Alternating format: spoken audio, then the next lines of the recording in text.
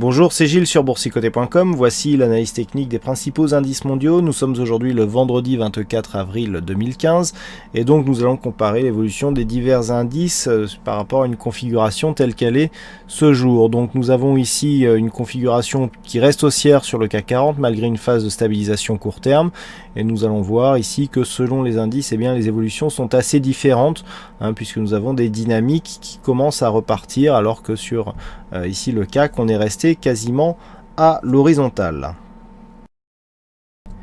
Avec un DAX qui se stabilise lui aussi, mais d'une manière un peu plus dynamique, puisque nous avons ici un peu plus de volatilité dans la phase de stabilisation que nous propose le DAX.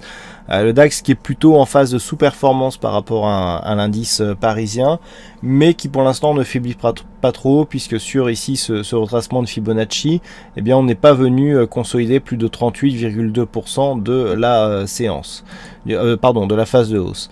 Sur les indicateurs, après avoir eu ici une phase de force sur achat, les cours donc consolident à l'horizontale.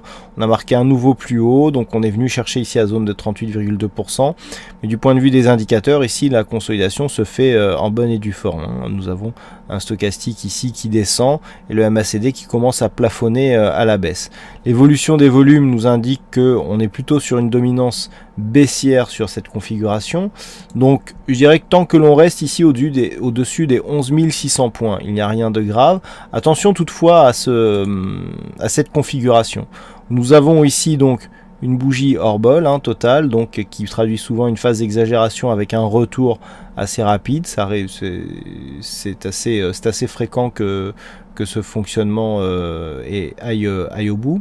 Donc on revient ici sur la moyenne mobile 20 exponentielle, sauf qu'on ne s'arrête pas, on la transperce directement, on vient directement chercher ici la bolle inférieure. Donc ça c'est le premier élément du retournement. Ensuite nous avons ici un retour sur la moyenne mobile 20 exponentielle et des cours qui reviennent ici chercher la zone de point bas. Donc là on est vraiment sur une configuration qui peut impulser un mouvement baissier. Le mouvement baissier serait validé sur une rupture de cette zone des 11 600 points, donc il nous manque une bougie par rapport aux autres indices. Je ne sais pas pourquoi depuis quelque temps le DAX arrive beaucoup plus tard. Toujours est-il qu'on n'a pas cassé cette zone des 11 500 points, des 11 600 points, donc pour l'instant on en reste là. S'il y avait rupture, effectivement là on reviendrait chercher la zone 50-61-8 et on commencerait à avoir des signaux d'un bel affaiblissement. Donc tant que l'on reste ici sur ces zones, pas de remise en cause de la tendance haussière. On peut toujours rebondir ici et la tendance sera validée sur un dépassement de ce plus haut significatif qui se situe à 12 390 points. Donc en résumé, pour l'instant, la tendance court terme est neutralisée, mais dans un contexte où la tendance moyen terme reste orientée à la hausse. Sur le FTSE, là aussi, nous restons dans un biais plutôt haussier avec une phase de stabilisation ces derniers jours.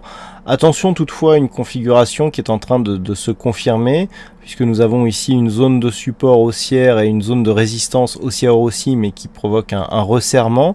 Et donc tout cela nous provoque une formation en biseau, donc un biseau haussier, dont ici la rupture baissière pourrait nous donner un objectif qui se situerait sur cette zone de support, voire même légèrement en dessous à 6145 points, pardon.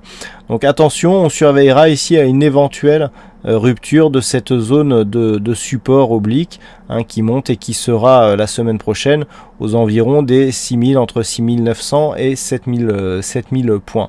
Donc en attendant, tant que cette zone n'est pas cassée à la baisse, on reste sur une dynamique plutôt haussière, avec ici une zone de point haut à confirmer en cassure à 7119,35. Si on casse cette zone, on validera une poursuite du mouvement haussier. Les cours sont bienvenus rebondir ici sur cette moyenne mobile 20 exponentielle. Et du point de vue des indicateurs, on est neutre, voire légèrement haussier ici sur le RSI et sur le stochastique. Par contre, on se neutralise totalement sur le MACD. Donc pour l'instant, il n'y a pas d'inquiétude à avoir. Je dirais même que nous avons trouvé ici une nouvelle zone de support à 6988 points. C'est en tout cas sur cette zone que sont venus ici stopper la phase de baisse des cours suite à l'inscription de ce nouveau plus haut donc sur le FTSE. Donc toujours une tendance haussière tant sur le biais court terme que sur le biais moyen terme. Enfin, nous passons aux indices américains avec le S&P 500 qui teste ici une rupture de ce précédent point haut significatif. Donc on avait une zone ici à 2117, on avait un objectif à 2124 qui était défini par une extension de Fibonacci. Cette zone n'a pas encore été atteinte. Donc pour l'instant, eh bien, on reste ici sur une poursuite de mouvement haussier. Malgré ce contact ici avec la bolle inférieure, on s'est bien stabilisé et puis on reprend ici le mouvement de la hausse. Les cours ont repris une évolution sur une zone supérieure à la moyenne mobile 20 exponentielle. En venant tester ici la zone de point haut, eh bien, on vient plutôt confirmer la poursuite d'un mouvement haussier. Du point de vue des indicateurs, nous avons donc des indicateurs qui sont relativement neutres ici sur le RSI, le stochastique en léger surachat et le MACD qui évolue avec très peu d'amplitude. Du point de vue des volumes, nous avons des volumes qui sont relativement équilibrés. Les volumes reviennent quasiment au niveau de ce qu'ils étaient ici sur cette grosse bougie baissière. Donc on voit un équilibrage des volumes avec un léger regain donc dans le volume global des transactions puisque les histogrammes se placent maintenant un peu plus au-dessus de la moyenne que ce qu'ils étaient ici sur cette phase. Donc une légère augmentation des volumes qui est observée donc sur les marchés américains. Donc là aussi, on est dans une configuration qui reste haussière. Nous l'étions précédemment, mais avec cette phase de stabilisation, eh bien, on avait bien senti que la dynamique s'était ralentie.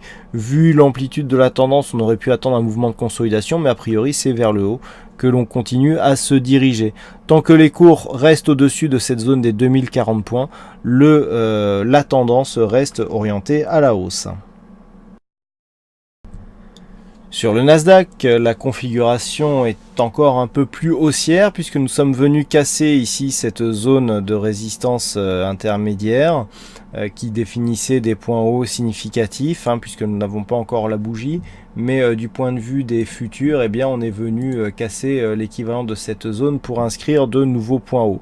Donc on devrait ici clôturer sur cette zone des 4511 points qui est une zone de résistance qui était attendue. Donc on a eu ici cette évolution en range qui était assez intéressante puisque nous avions ici une zone de point haut alors que nous allons maintenant repositionner, voilà, qui se situait à peu près voilà, sur cette zone, donc à 4479 points. On a oscillé entre cette zone et les 4287 et puis finalement c'est par le haut que l'on sort ici. Donc on valide la poursuite du mouvement haussier puisque je vous rappelle que nous avions ici depuis quelques temps maintenant une succession de points hauts qui devenaient des zones de points bas. C'est relativement visible ici sur cette phase. Donc on a des supports ici qui étaient précédemment résistance. Idem sur cette phase. Alors on avait deux zones de support. On avait ici cette zone et puis cette zone. Vous voyez qu'ici, en revenant ici sur cette phase, eh bien, on valide bien le fait que une zone de résistance précédemment est devenue zone de support et puis suite à ce contact, eh bien, on continue à évoluer à la hausse en inscrivant de nouveaux points hauts. Donc on valide la poursuite du mouvement haussier. Du point de vue des indicateurs, ici nous sommes assez neutres sur le RSI, légèrement haussier sur le stochastique, le MACD est quasiment neutre aussi et on est équilibré du point de vue des volumes. Donc c'est intéressant parce que cette hausse ici et cette cassure de point haut arrive dans un contexte où il n'y a quasiment pas de signal de surachat à part ici sur le stochastique. Donc on voit qu'il reste du potentiel. Donc le mouvement est haussier et d'un point de vue moyen terme, tant que l'on ne repasse pas ici sous les 4280, eh bien il n'y a pas de remise en cause de cette tendance haussière, d'autant plus que lorsque l'on regarde ici la tendance moyen-long terme, on est dans un trend qui est largement confirmé et tant qu'on ne vient pas ici casser cette zone de support, eh bien il n'y a aucune remise en cause à avoir en ce qui concerne cette tendance. Et enfin, nous terminons avec le Nikkei, donc le Nikkei qui reste là aussi sur une phase de continuité. Alors, on avait mis en évidence ici cette rupture avec des cours qui commençaient à réintégrer, mais on est ressorti. Et là, on revient sur cette zone de support comme une zone de résistance. Alors, malgré un nouveau plus haut, on sent qu'il y a quand même un mouvement d'affaiblissement de cette dynamique. Alors, on n'a pas encore les 3 points relativement bien alignés. Par contre, ce que l'on peut remarquer, c'est que du point de vue des points hauts ici, on a quelque chose qui commence à sortir, hein, à pousser vers la sortie ici, et en tout cas à rendre la tendance un peu plus horizontale, hein, si j'ose dire. On a encore des nouveaux plus hauts, mais on a quand même une phase d'affaiblissement qui commence à devenir visible. Et cette phase, elle se voit, hein, sur les graphes, puisque nous avons ici une divergence sur le RSI, une divergence sur le stochastique, hein. Sur le stochastique, on voit ici une succession de points hauts de plus en plus bas, alors que les plus hauts continuent à monter sur le Nikkei. Idem sur le RSI, avec ici cette divergence. Et puis du point de vue du MACD, bon, il y a assez peu d'amplitude. Donc on a ici des éléments d'affaiblissement, pas de signal de retournement encore, mais on sent ici que l'on est sorti de cette dynamique. Pour l'instant, on a du mal à suivre le mouvement. Certes, il y a ce nouveau plus haut qui est assez proche de l'extension de Fibonacci qui avait été définie pour définir l'objectif sur une éventuelle cassure de cette zone des 19 779. Alors, je rappelle la règle, hein, puisqu'on m'a demandé si le fait que l'on revienne ici sous cette zone n'invalidait pas le signal. La règle, c'est, sur une rupture ici, on prend la phase de consolidation totale pour la reporter ici pour définir un objectif, à partir du moment où nous avons une cassure, donc la cassure elle intervient ici, hein, elle intervient sur cette bougie, tant qu'il n'y a pas rupture du retracement des 61,8% des retracements de Fibonacci qui ont été tracés, eh bien il n'y a pas invalidation. Donc ici on est revenu, ici il n'y a pas eu contact, hein, sur le retracement des 61,8 et on est remonté.